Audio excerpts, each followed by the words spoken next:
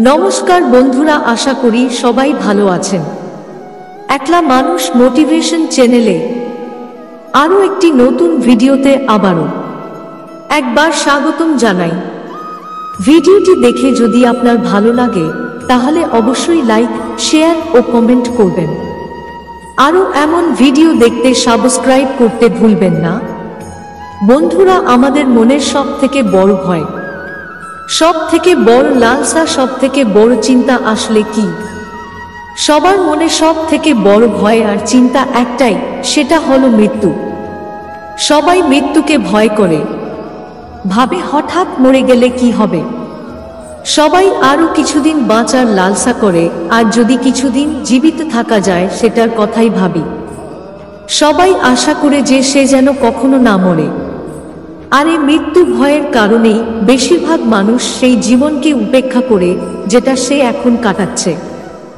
আপনি কি কখনো ভেবে দেখেছেন যে আপনি মৃত্যুকে কেন ভয় পান? কারণ একটাই, আপনি জীবনে ওটা করতে পারেননি যেটা আপনি করতে চান। আর যেটা আপনি করতে চান ওটা করতে পারা তখনই সম্ভব হবে যখন আপনি মৃত্যু ভয় থেকে বের হয়ে নিজের জীবনের প্রত্যেকটা মুহূর্তকে সঠিকভাবে ব্যবহার করবেন। মৃত্যুর ভয় থেকে বাঁচার কেবল একটাই রাস্তা আর একটাই মন্ত্র, নিজের জীবনের প্রত্যেক মুহূর্তে বাঁচার আনন্দকে উপভোগ করা। বাস্তবে এই সমাজের বেশিরভাগ মানুষ সর্বদা নিজেকে দুঃখিত ভাবে, কারণ তার চাহিদা যে পূরণ হবে না। সে জীবনে অনেক কিছু করতে চায়, পেতে চায়, কিন্তু সেগুলো সব পাওয়া হয়ে ওঠে না। আর আশা অপূর্ণ থাকার ফলে সেদিক থেকে যায়। কিন্তু সব আশা মানুষের কিভাবে পূরণ হতে পারে? আশার তো স্বভাবই হলো ভেঙে যাওয়া। আপনি এমন কোনো ব্যক্তি এই সংসারে দেখবেন না যার সমস্ত আশা পূরণ হয়েছে।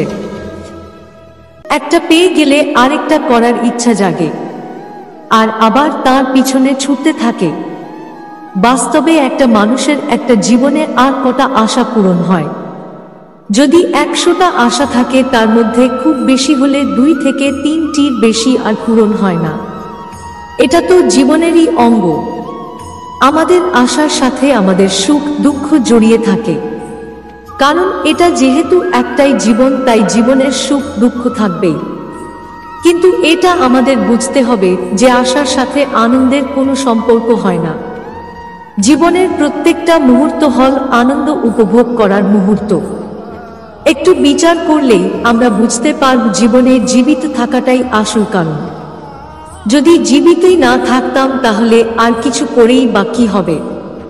তাই আমাদের সবার কি এটাই উচিত নয়, প্রত্যেকটা মুহূর্ত জীবিত থাকার আনন্দকে উপভোগ করা?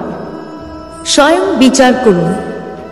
ভগবত গীতার 2য় অধ্যায় ভগবান শ্রীকৃষ্ণ বলেছেন, নন চিন্তিত সস্তা রানী ন্যান হতেই পাপ চন্দয়ন্ত 900 অতিমারিত। গীতার 2য় অধ্যায় এর এই শ্লোকটি খুবই গুরুত্বপূর্ণ, কারণ আমরা নিজের দেহের জন্য শোক করি, কিন্তু এখানে স্পষ্টভাবে বোঝানো হয়েছে যে আত্মা এবং দেহ কখনোই এক নয়। পোশাকের মতো আমাদের দেহের বিনাশ হয়, কিন্তু আত্মার কখনো বিনাশ হয় না। তাই হয় অর্জুন, তুমি বৃথা শোক করছো। প্রকৃত জ্ঞানী কারো জন্য শোক করে না। ভগবান হলেন পরমাত্মা এবং আমরা সেই পরমাত্মার অংশ। যেহেতু পরমাত্মা কখনো ধ্বংস হয় না, তাই আত্মাও কখনো ধ্বংস হয় না। কেউই আত্মাকে অগ্নিতে পোড়াতে পারে না, কাঁচি দিয়ে কাটতে পারে না, আবার কেউ জলেও এই আত্মাকে ভেজাতে পারে না। সুতরাং অর্জুন, তুমি কিসের চিন্তা করে, কোনো ভাবনা না করে তোমার কর্তব্য কর্ম করে যাও। যখন ক্ষুদিরামের ফাঁসির আদেশ হয় তার আগে সবাই চিন্তা করল এইটুকু একটা বাচ্চা ছেলে, তার ফাঁসি হবে। তাই এই চিন্তা করে ক্ষুদিরামকে বলা হলো, ক্ষুদিরাম, তুমি বিচার সভা একটু মিথ্যা কথা বলবে যে আমি কাউকে খুন করিনি, তাহলে আমরা তোমাকে বাঁচিয়ে দেব। কিন্তু মহাপ্রতাপী ক্ষুদিরাম এই শ্লোকটি উচ্চারণ করে সবাইকে বললেন, আমি ভালো করেই জানি আমার আত্মাকে হত্যা করার সামর্থ্য কারণেই। আমার হয়তো মৃত্যু হবে, আমার দেহকে আপনারা কেড়ে নিতে পারবেন, কিন্তু কারো সাধ্য নেই আমার আত্মাকে কষ্ট দেওয়া। তাই আজও সেই মহাপ্রতাপী ক্ষুদিরাম সবার মাঝে জীবিত আছেন। তাই ভগবান অর্জুনকে বললেন, তুমি কেন মরণের ভয় করো? এই জগতে কোনো কিছুই নিত্য নয়, সবাই ক্ষণস্থায়ী। ভগবান আরো বললেন, যাত শহীদ দ্রব্য মৃত্যুর ধ্রুবক জন্ম মৃত্যু সূচক 10 মাস পরিহার্য, তাতে নতুন সূচি তোমার হাসি। অর্জুন, যার জন্ম হয়েছে তার মৃত্যু নিশ্চিত, আবার যার মৃত্যু হয়েছে তার জন্ম নিশ্চিত। এটাই জগতের নিয়ম, জগতে কেউ অমর হতে পারেননি। হ্যাঁ, তুমি যদি সত্যিই জগতে অমর হতে চাও, তাহলে এমন কোনো কর্ম করো যার জন্য সবাই তোমাকে মনে রাখতে পারে। কারো মৃত্যু হলেও মানুষ তার কর্মের মাধ্যমে এই জগতে অমর হয়। তুমি যদি এটা ভেবে থাকো যে আজকে এই মহাযুদ্ধে অংশগ্রহণ না করলে কারো মৃত্যু হবে না, তাহলে তুমি ভুল। কারণ আমি সবাইকে আগে থেকেই হত্যা করে রেখেছি, শুধু সময়ের ব্যবধান মাত্র। কালের স্রোত সবাইকে ভাসিয়ে নিয়ে যাবে, তাতে তুমি যুদ্ধ করো আর না করো, তারা মৃত্যুবরণ করবে। তাই তুমি তোমার কর্তব্য কর্ম যথাযথভাবে পালন করো, তাতে তোমার মঙ্গল। কেননা স্বধর্ম পালন করাই জীবের একমাত্র পরম ধর্ম। এই জগতের সবার মৃত্যু হবে, এটা জেনেও মানুষ বৃথা মূর্খের মতো অমর হতে চায়। সেই জন্য যমরাজ যুধিষ্ঠির মহারাজকে প্রশ্ন করেছিলেন যে, যুধিষ্ঠির মহারাজ, এই পৃথিবীতে সবথেকে অবাক করা বিষয়টি কি? যুধিষ্ঠির মহারাজ মৃদু হেসে যমরাজকে বললেন, প্রভু, এই জগতের সবথেকে অবাক করা বিষয় হলো, সবাই জানে আমার একদিন মৃত্যু হবে, কিন্তু এটা জেনেও তারা মৃত্যুর জন্য প্রস্তুতি গ্রহণ করে না। কতটা মূর্খ হলে মানুষ এমনটা করতে পারে? আমরা জানি আমাদের মৃত্যু হবে, কিন্তু তা সত্ত্বেও কত অহংকার আমাদের।